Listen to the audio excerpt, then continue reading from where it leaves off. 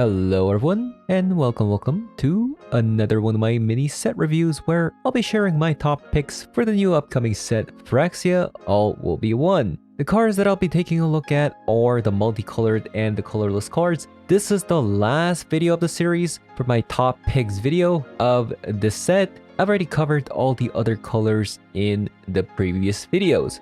The criteria for what makes it into my top picks are 1. Individually strong card, or 2. It has synergy. The card may be weak, but considering the other cards, it could be good in the format. And 3. A card that is unique and has interesting build around with potential.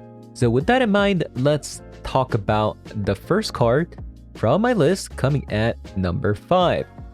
Number 5, we have a card called Glissa Sunslayer. This is a 3-mana Golgari card with the stats 3/3, legendary creature, Phyrexian zombie elf with the first strike and death touch. Whenever this card deals combat damage to the player, you choose 1.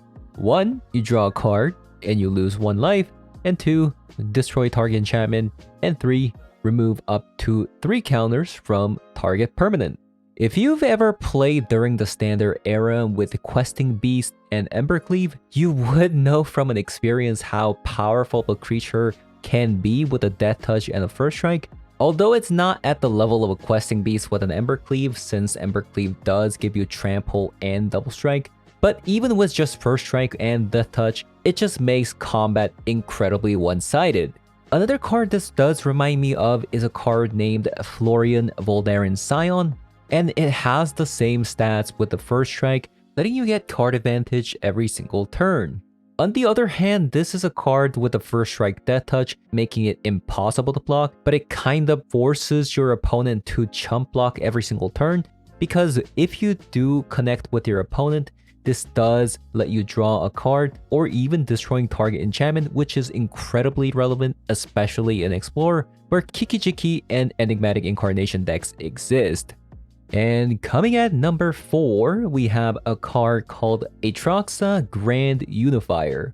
This is a 7-mana card with green, white, blue, and black attached to it. It has a stat 7/7. It is a legendary creature, Phyrexian Angel, with flying, vigilance, death touch, and lifelink. When this card enters the battlefield, reveal the top 10 cards of your library, and for each card type, you may put a card of that type from among the revealed cards into your hand, and you put the rest on the bottom of your deck in a random order. This is a card that reminds me a lot of Nimbus Reborn.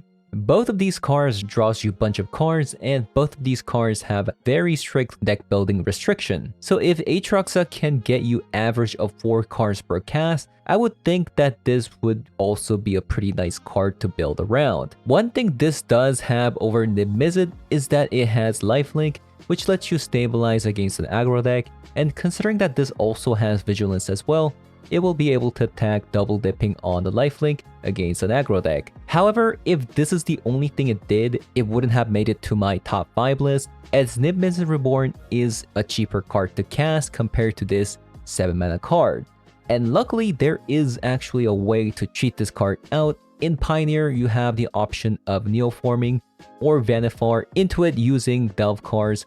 However, in Historic and Explorer, you can also sacrifice your Leyline of Binding using the card Enigmatic Incarnation into cheating the card out onto the battlefield. And for that reason, I'm going to be putting this card at number 4 as it can be tutored out onto the battlefield. And next up, coming up at number 3, we got a card called the Mycosynth Gardens. This is a land with the typing Sphere, and it can tap for a colorless mana.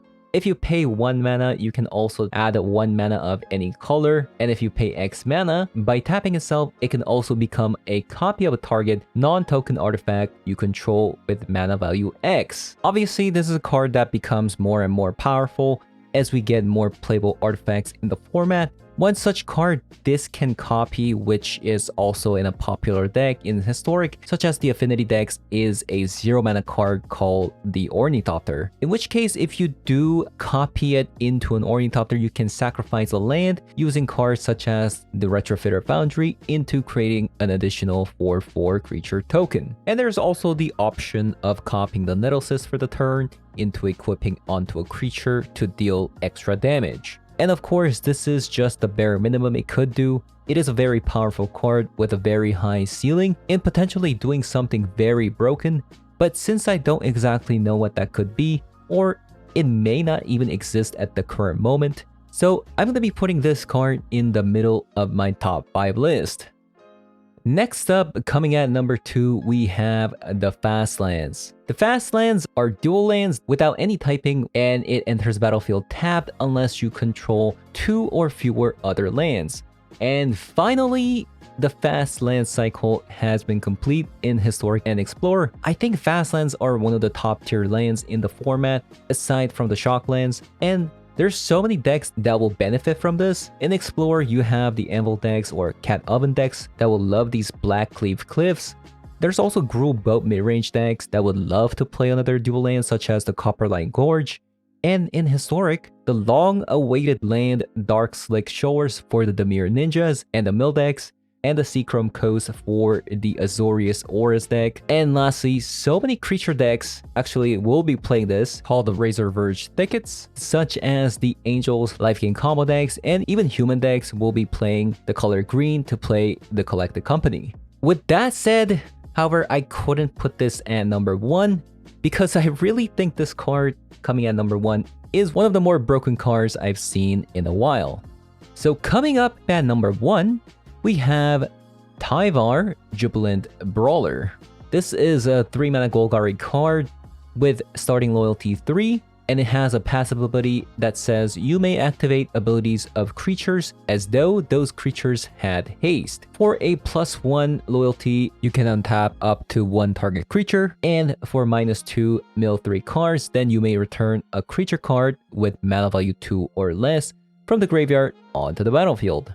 Now, I thought it would be pretty hard to top a card such as Freyalise in Historic, but I think they have done it. Freyalise is a pretty powerful planeswalker, letting you go 1 mana Manadork into Freyalise on turn 2, into untapping the Llanowar Elf, into casting another 1 mana card. But what if I told you you could play out all your Manadorks in a single turn? Since all your Manadorks have haste, you could technically play out your entire hand once this card comes down, and you could even play something like Archdruid, tapping for 6 mana, and then you can untap again, tapping for additional 6 mana into casting something like Craterhoof or Finale of Devastation in ending the game. Technically, Freyalise can achieve the same thing, but the speed at which Tyvar can achieve this is entirely different. But outside of Elf deck, there are also other usability of this card, and it has some combo potentials with this card, as it allows tapping of things like Priest of the Forgotten Gods, or even Vannifar can be incredibly powerful, as it allows you to do it twice in a single turn. And that is going to be my top 5 multicolored / colorless cards. Unfortunately, I couldn't find many colorless cards that were over the top. Perhaps next set in the March of the Machines we'll see more colorless cards. And what you see here is a card called Soulless Jailer.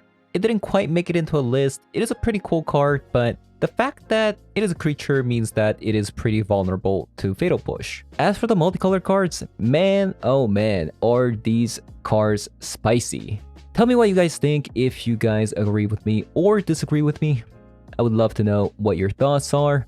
And as always, if you found this helpful or enjoyed the video, leave a like, comment below, subscribe, and I'll see you guys on the next one.